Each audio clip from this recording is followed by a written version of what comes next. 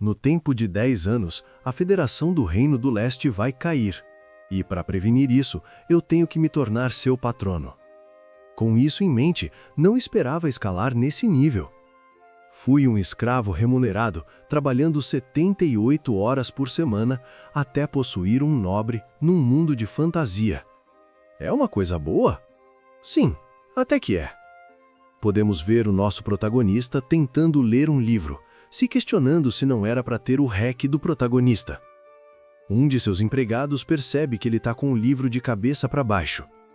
Nesse mundo, sou um analfabeto e sem nenhum poder especial. Um banquete farto é feito por nosso garoto. Do jeito que ele ficou surpreso, até eu ficaria.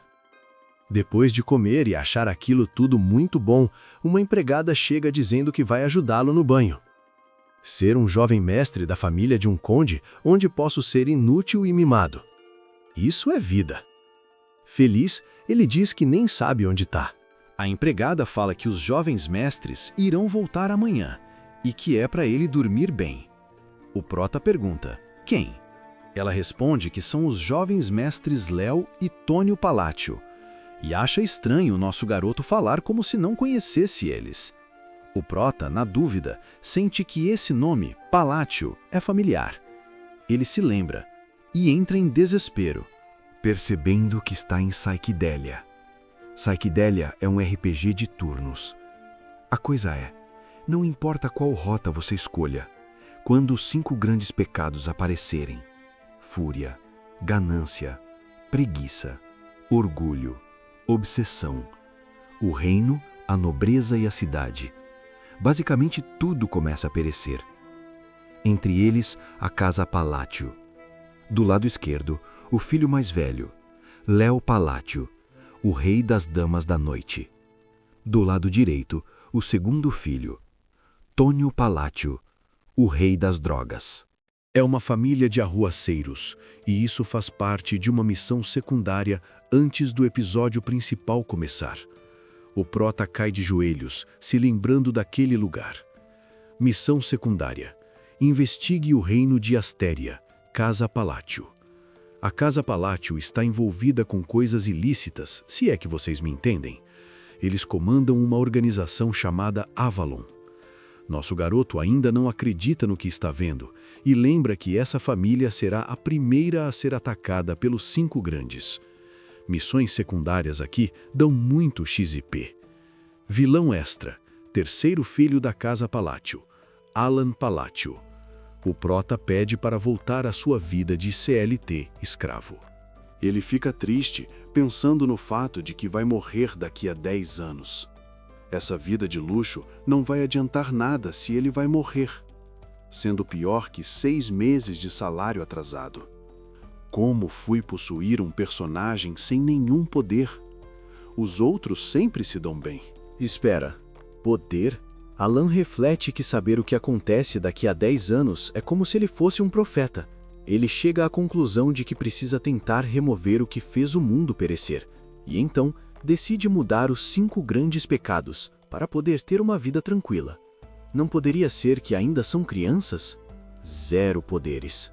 2 meses depois, um homem diz que resgatou os órfãos do Centro de Testes Humanos do Leste.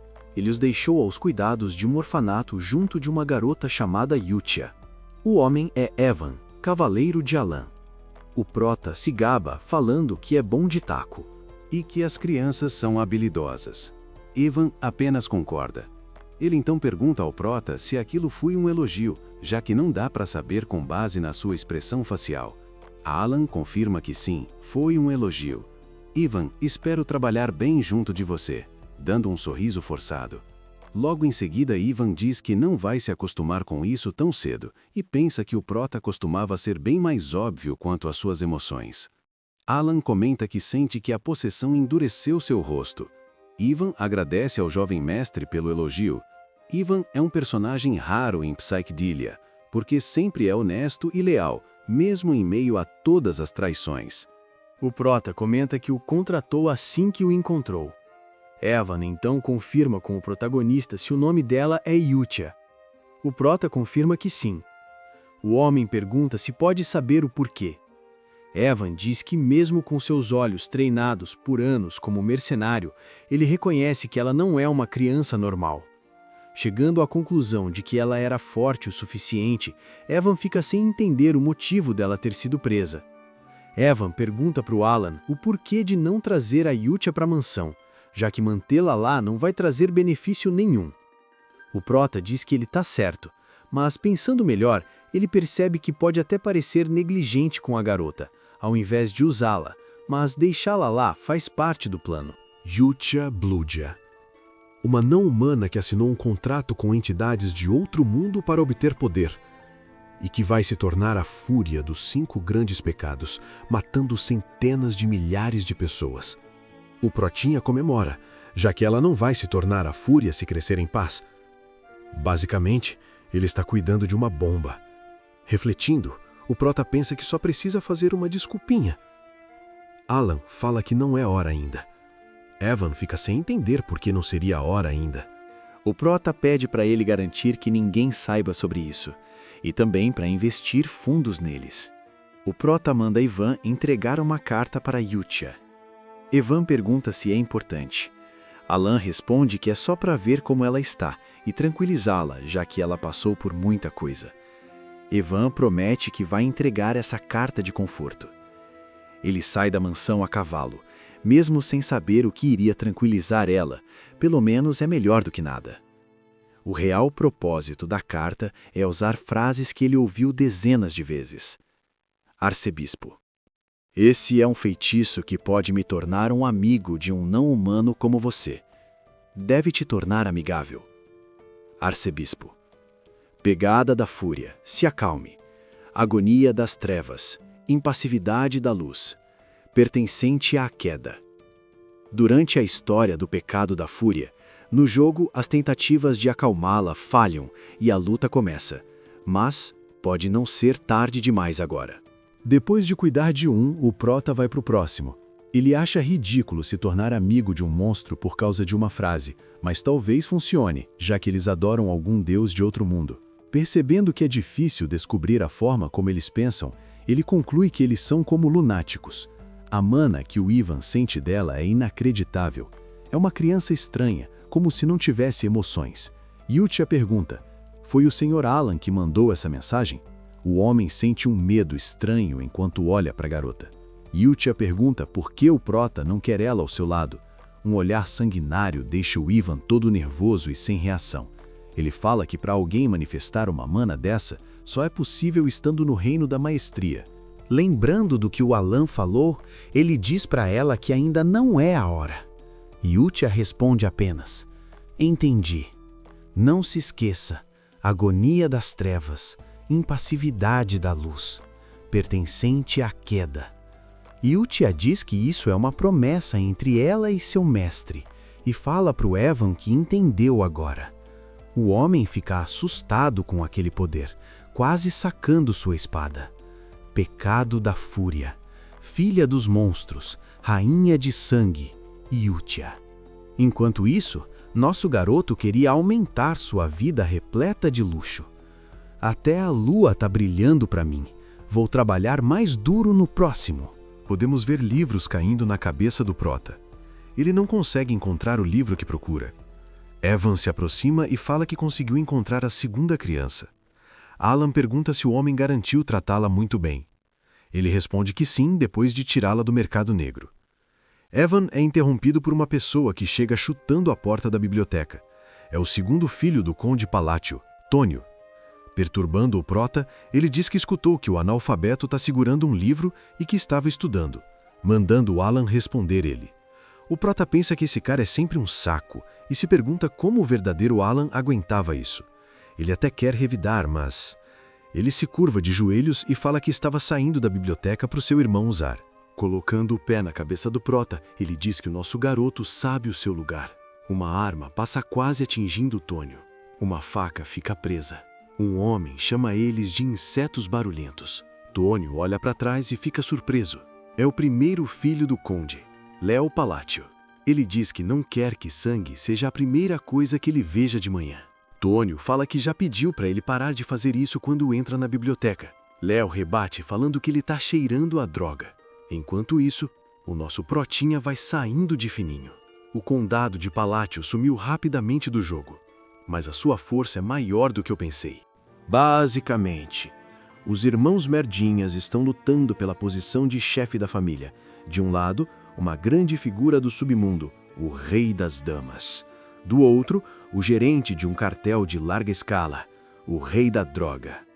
O Prota acredita que não pode mexer com eles, pelo bem da própria vida. De repente, uma explosão de combate acontece, enquanto o Prota sai engatinchando junto do Evan. A luta entre os dois Merdinhas se intensifica. Nosso garoto só quer viver uma vida feliz, sendo filho fraco e inútil. O Prota cai, cansado. Evan diz que o segundo filho não parece normal. Alan olha com uma cara de preguiça brutal. Evan, pensando consigo mesmo, se pergunta como nosso garoto sabia sobre o mercado de escravos e sobre experimentos biológicos que acontecem em outra região. Ele acha que o Prota se preparou demais. Enquanto isso, o nosso protagonista está todo exausto, sem ter feito absolutamente nada. Evan diz que seu jovem mestre é bem peculiar. Ele enviou a criança para o orfanato. Refletindo, o homem lembra que o Prota disse que a criança não era normal. E ele estava certo, já que a criança é de escala catastrófica. Com um reino unido, composto por várias nações, a nação central é o reino Kalyan. Quem salvamos do mercado de escravos foi o segundo boss de Psychedelia, Deus Macallan. Depois de ser vendido e torturado por todo lugar que passava, ele se tornou um dos 5 grandes pecados, o pecado da preguiça. Então, ele aniquilou os reinos da forma mais horrorosa possível. Foi nessa parte da história que muitos jogadores ficaram surpresos com a crueldade do jogo.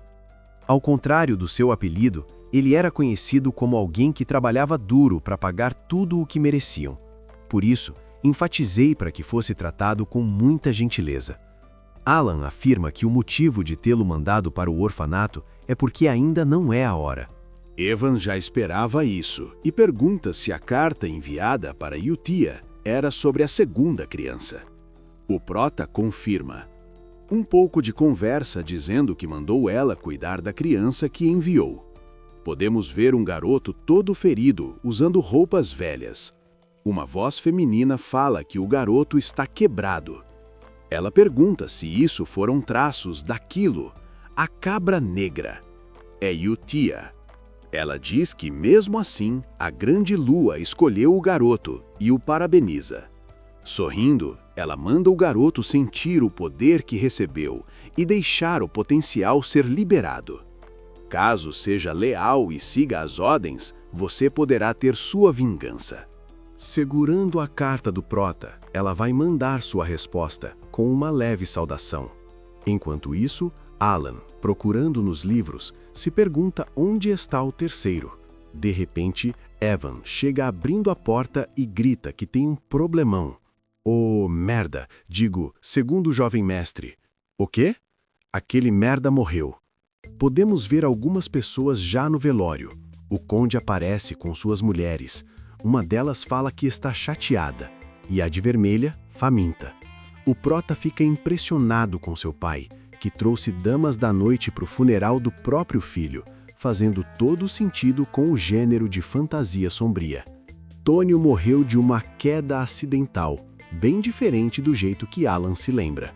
No jogo, Léo mata seu irmão, chorando desesperadamente, dizendo que finalmente o matou. O Prota vê Léo com uma cara de mais que sorte. O Prota pensa que ele poderia esconder pelo menos essa expressão, e acha que foi o Léo ou um de seus capangas que fizeram isso. Mesmo assim, tenho que resolver outros problemas. 1 ano depois. Como o problema de sucessão foi resolvido e Léo virou encarregado do cartel, o condado se tornou ainda mais pacífico. Enquanto isso, eu e Yutia nos tornamos amigos de caneta. Se o Prota manter contato com ela, isso será útil no futuro. Ele acha que são boas crianças e fica feliz porque a lista de contribuidores para o pequeno orfanato só cresce. Evan acha isso incomum, mas admite que é uma boa coisa. Ele então fala daquilo que o Prota estava procurando. A guilda de informações entrou em contato dizendo que encontraram uma pista. Alan sente um alívio, pensando que devem ser livros ancestrais sobre o terceiro boss. Finalmente vai achar algo. Tudo está indo muito bem. Que manhã pacífica. Podemos ver uma pessoa sendo atacada. Biqueira, Margo. O homem careca diz que o filho mais velho da família Palácio é bem generoso. O de cabelo grande confirma e diz que a organização tem centenas de membros. Eles, então, encontram vários corpos da sua organização no chão. De repente, eles gritam de terror, dizendo que a mão deles está se movendo sozinha, pedindo ajuda e se auto-mandando de Vasco. Olhando para o lado, o de cabelo grande vê seu colega se mandando de Vasco também.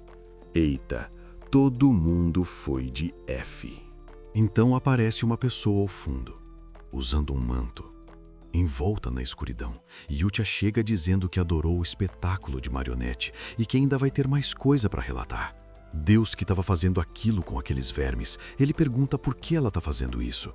Ela responde perguntando se ele sente dó daqueles vermes. Deus diz que não, já que aquelas pessoas matam outras pessoas para criar drogas, tentando encontrar algum sentido no que isso vai ajudar na sua vingança. Yutia diz que tem sentido, para criar um espaço de retorno para ele. Ela libera uma mana absurda, falando que não poderia deixar o lugar sujo para quando o nosso prota chegar. O garoto entende. Os dois ficam envoltos por uma energia densa. Yutia então fala: tudo vai prosseguir de acordo com a sua vontade. Uma explosão de mana acontece no local. Um brilho intenso toma tudo. Nós, a Lua Índigo, seremos sua espada.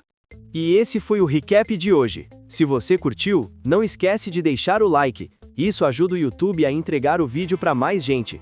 Comenta aí o que você achou desse capítulo e qual manhwa você quer ver no próximo recap.